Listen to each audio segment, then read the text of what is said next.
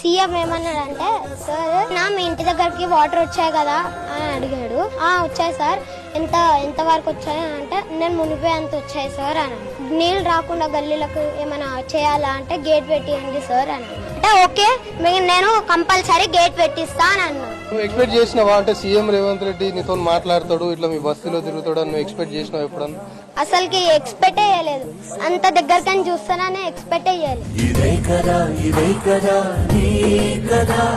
ముగింపులేని రైసరా సాగదా, నిస్వార్థమెంత గొప్పదో ఈ పదము రుజువు కట్టదా, సిరాలు లక్ష వంపదా చిరాక్షరాలు రాయదా, నిసీధి ఎంత చిన్నదో నీ కంటి చూపు చెప్పదా, నీలోని వెలుగు పంచగా విశాల నింగి చాలదా.